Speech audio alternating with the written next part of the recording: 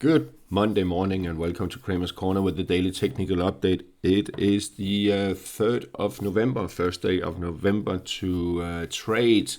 And this video is for educational purpose only. There is no advice or recommendation whatsoever intended.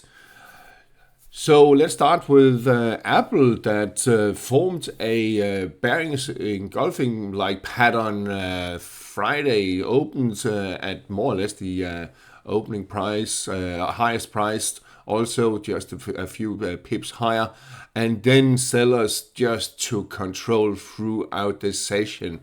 So we have a bit of a top and reversal pattern here on the short term, on the daily chart, and I think we could maybe see it pushing lower in the coming days. Some profit taking. There's also, there's also divergence there on the RSI. You can see RSI values declined, so not a good sign either, at least short term. So expect a bit of correction.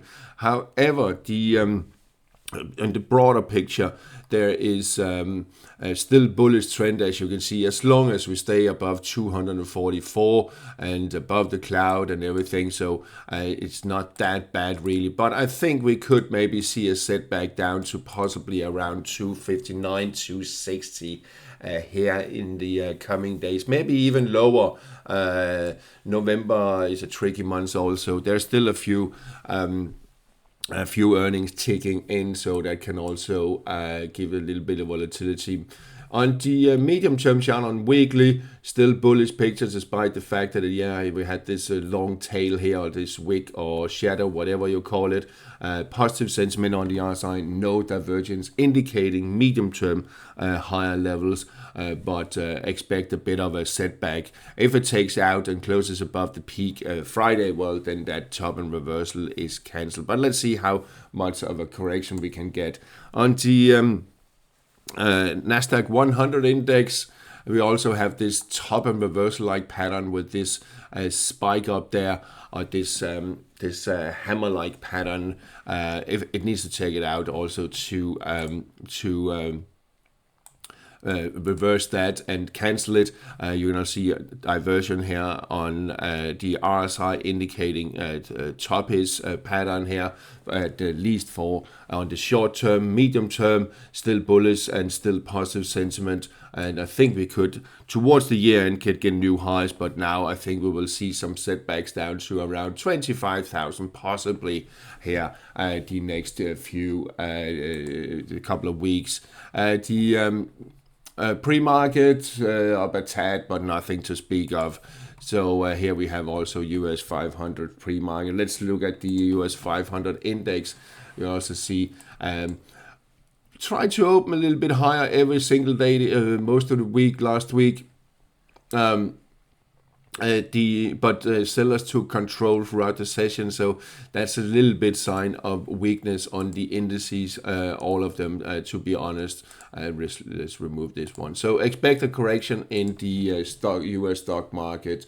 Looking at the Russell 2000, not much to say really, but it did form this bearish engulfing here on in last week. So a bearish top there to indicate the small caps are under pressure.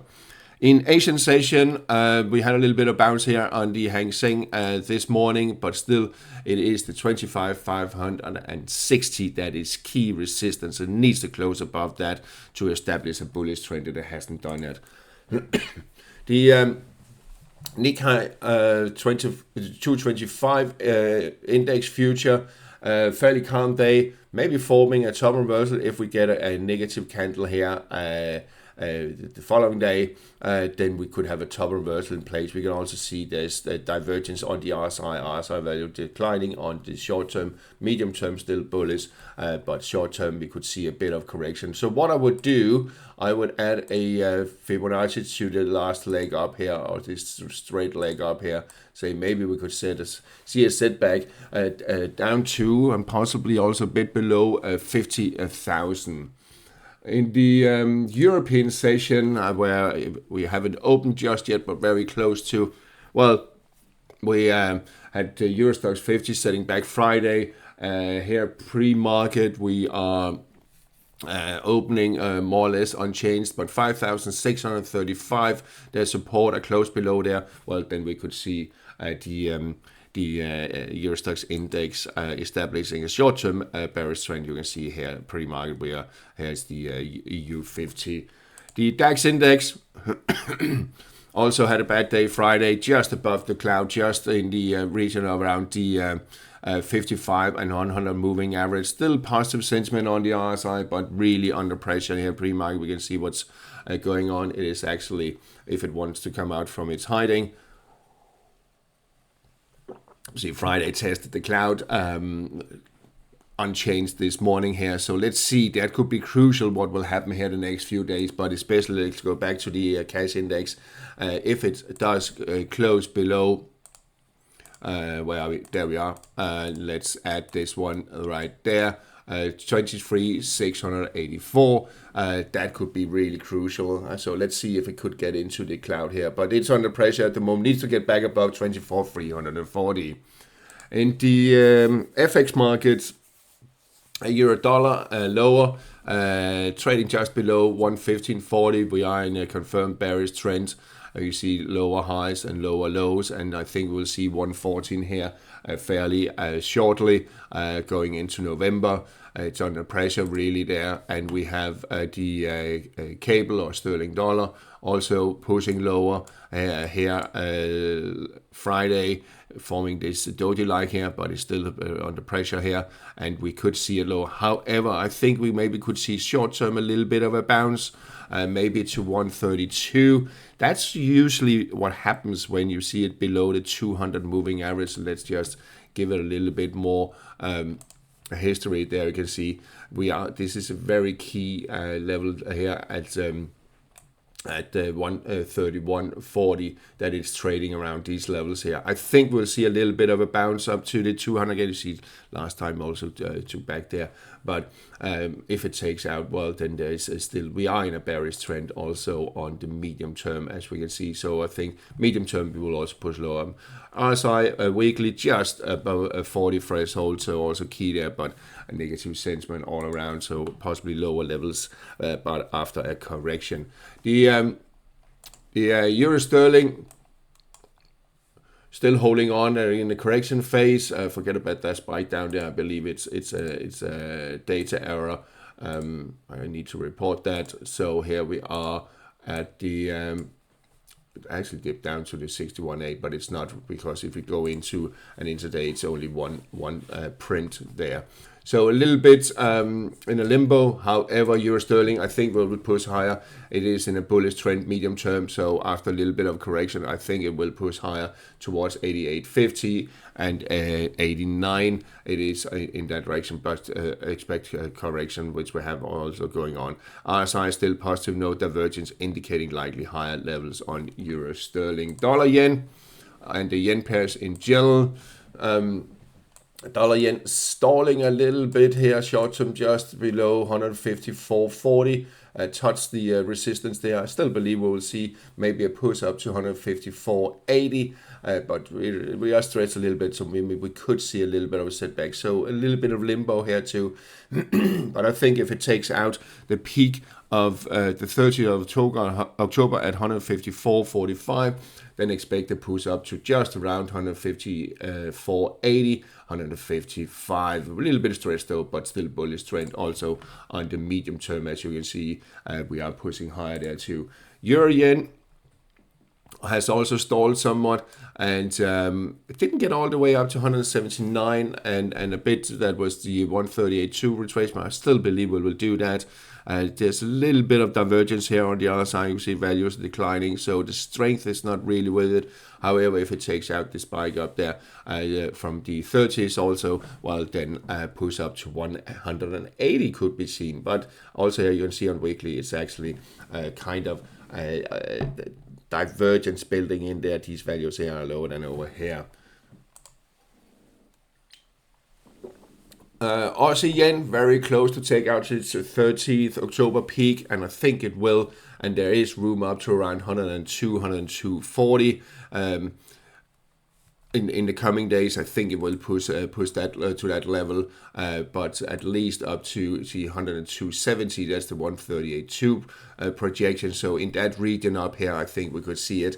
Unless if it takes out the lows today, well then we could be in for a correction. But for now, it looks fairly bullish. Sterling yen.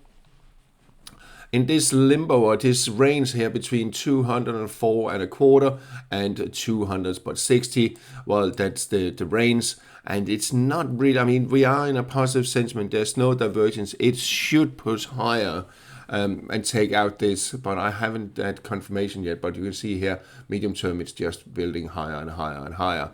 So I think we will eventually push towards 205.30, possibly higher. The indicators are telling that, but it is not that slam dunk. I mean, it's not that clear picture. So also, if we take this one here and add it to, well, in this region around 205.30, 205.65, we should see sterling yen up to. Aussie dollar setting back there. Let's just have a clear picture here, setting back to 50%, bouncing. We are below the cloud. Negative sentiment because it got rejected there at 60 threshold. So I think if it takes out the lows today suddenly, well, then we could see a push lower to 65 or 64.75 area down here. And we are still below the cloud. We never closed above. So still in the overall picture, bearish, lower low, lower high, lower low, lower high. Will we get a lower low? That'll be the question. Dollar Canada. I think it will push higher here, and I also think in the coming days and weeks it will push higher towards 141.50, possibly higher. Positive sentiment on the RSI, no divergence, crawling back above 60 threshold here. I think it will do that throughout the day, and so I think it could accelerate if it takes out the spike up there from Friday at 140.35. I think we'll see it pushing higher here in the coming days and weeks. Sterling Canada. Maybe bouncing a little bit here, forming this possibly bullish engulfing here throughout the day, and we could see it taking it back up to below the cloud, 38.2 retracement here at 185.50, and then it could turn around and resume bearish trends. But keep an eye on it if it takes out the lows here today, and also that spike down there, well, then there is a potential lower to the area around 182. Euro Swiss or Swiss franc in general, bouncing mode, could still bounce up to the 61.8 retracement. Wouldn't be surprised to see that at 93.10. And then I think it will set back again, because then you have the 100 and the 55 moving averages coming down there. So we are just in a correction phase until it takes out or turns around again. If it takes out the low today, expect that suddenly to play out. Dollar Swiss pushing higher, and I think it could maybe today, maybe tomorrow, test the peak there at 80.75. And I think we are in general in the bullish mode. We are positive sentiment on the RSI. We are above the cloud. We are above 100 and the 55 moving average, and building this bullish trend here. And I think there is room up in the coming days, weeks.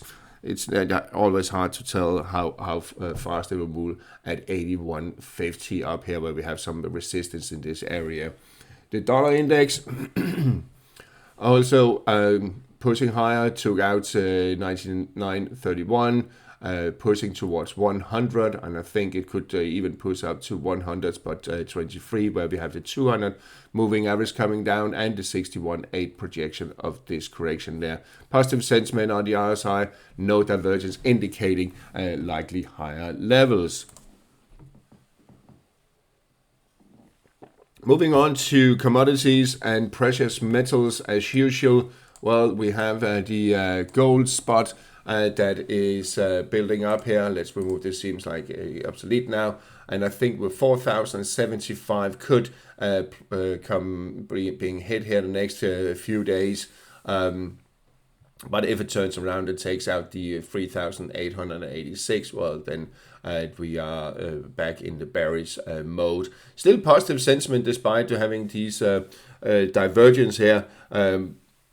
But if RSI moves back above 60 threshold, then I think it would be safe to say that we are back in a bullish trend, and don't wait for 4,162 resistance area that could push it higher. The future, more or less the same picture really. So we have also here the silver already bouncing.